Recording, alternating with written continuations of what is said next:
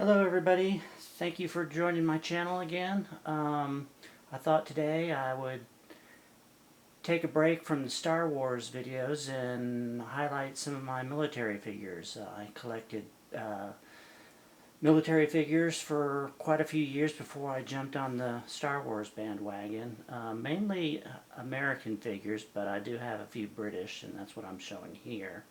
Up front, we've got a member of the Royal Foot Guards, which, with the red tunic and the bearskin cap, which is pretty iconic. Everyone sees them guarding Buckingham Palace and Windsor Castle. There are 5 regiments of Royal Foot Guards. There's the Grenadier Guards, the Scots Guards, the Welsh Guards, Irish Guards, and the Coldstream Guards. And they were each identified by their shoulder boards, the badge on their collar, their cuffs, I guess what you would call the tail of their tunic, and the buttons, how the buttons are grouped, and the plume in their bearskin cap. They each have different groupings of buttons and different items on those elements. The other thing about the grouping of the buttons is the way they're grouped tells you when the seniority of the regiment. This figure has shamrock, the blue plume in his helmet, and his buttons are grouped in by 4s, so that tells us that he is a member of the Irish Guard, and his regiment is 4th in seniority. This figure is from Dragon in Dreams, or DID, and he came with just the basic red tunic, and then it came with these packets that have all the different regiments, the different accoutrements that you would apply, so you could decide which regiment that you want your figure to represent. The buttons are actually supposed to be applied with a magnet that goes behind the shirt, but I figured the first time I picked him up, those buttons would fall off and they'd be lost, so I glued them on. Next up, we have the 2 regiments of the Horse Guards. The guy in the middle here with the red tunic and the white plumed helmet is a member of the Life Guards. As you'll see, they've got these shiny breast and back plates on them. Tall black boots. This is what you would call a cuirassier cavalry regiment, which were very prolific in Europe up until about World War I. On these figures, that is real metal on the helmet. The breastplate has got a metal scaled straps that attach here, hold 2 pieces together. So it's a very heavy figure. And then this other figure over here is a member of the Blues and the Royals. Now, that's an odd name. What happened is there were 2 separate regiments. There were the Royal Horse Guards, which were nicknamed the Blues because at the time that they were formed, they were the only regiment in the British Army that had blue coats, so they were called the Blues. And then there was the Royal Dragoons, which were just nicknamed the Royals. And sometime in the 1960s, the 2 regiments were combined to form 1 regiment, and so they became the Blues and the Royals. And they are the only regiment in the British Army that is officially known by their nickname. Now, I apologize for the posing of these 2 guys. They look very stiff and awkward looking. They came with 2 hand types. This type here, and then this flat hand, which has posable fingers, somewhat posable, but you're supposed to slip them on to these gloves, which is not very easy, and quite honestly, posing the fingers is just, I can never get it more than just this little cupped type pose. So trying to get it to hold the sword is just impossible. But I really like these figures. The two regiments, they're just magnificent. So I just wanted the figure just to see them in their magnificent uniforms.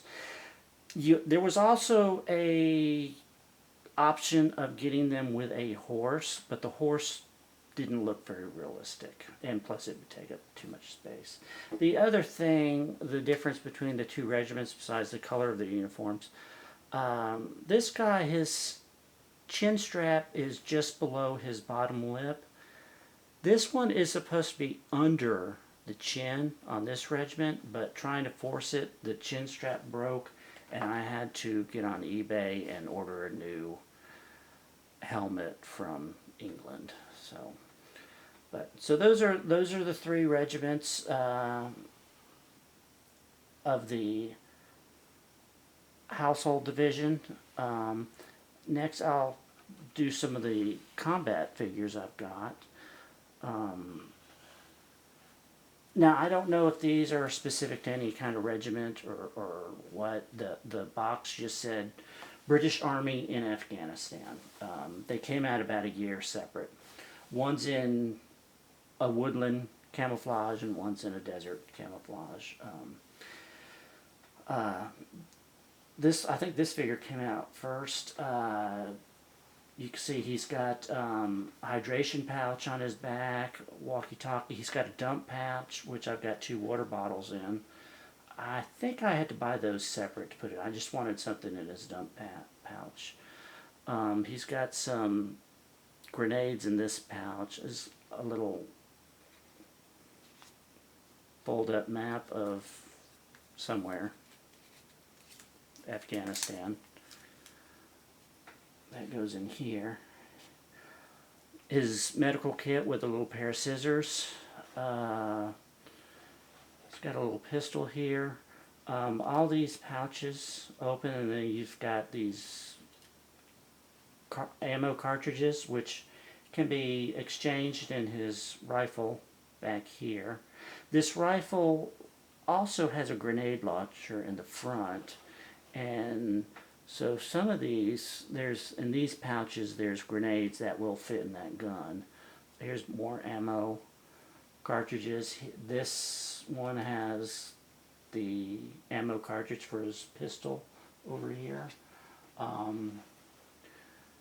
He's got a little, if I can get it out, a little notebook with all kinds of information in it. Let's see, these headphones tend to give me a big problem with all these little wires, and then trying to fit the helmet on top of it is a pain in the ass. So I decided to opt in to have him holding his helmet instead of going through that trouble. So, and then this guy came about a year after that guy. He likewise has all these pouches that have ammo clips in them. There's a tourniquet, some pens. He doesn't have a notebook. His pistol is down on his leg. He's got a backpack with some smoke grenades. His hydration pouch is inside his backpack. And he's got a pair of goggles. They both have their little binocular thing on their helmet. His helmet has a netting on it, which I guess you could use to put some camouflage in it if you needed to. And then he's just got this pretty detailed looking rifle with a stock that extends. Well, I think it extends, maybe it doesn't. It's been a long time since I put this one together. Yeah, he's got a bayonet. Oh, stuck in there. And so, now the one thing I'll say about these military figures that I know Hot Toys figures will probably think is blasphemous, but as far as realism goes, they are a step above Hot Toys. And I say that because if you look at all these the belts, the pouches, the zippers on everything, all that works. All these pouches you can open up, and usually there's something in them. If not, you can put some. If there's nothing in them, you can get something else and put them in there. The belts are fastened at the buckles where you think a belt is, not by a Velcro strap in the back. All these little boots, the laces are real. They lace up, tie up, just like a real boot. When I first started military figures, I hated those, but I got to appreciate the realism. The only thing I don't like is they're starting to do these realistic gloves, whereas these guys have the molded gloves, which I like a lot better. So those are my British military figures. I've got some World War I figures as well, which I haven't put them together. But so yeah, so there's 5 of my British figures. I hope you enjoyed looking at them. I'm sure I didn't do them justice in my descriptions. So I'll jump back onto Star Wars on my next video. Thanks for watching. Hope you liked it. Please leave a comment, or if you did. Thanks.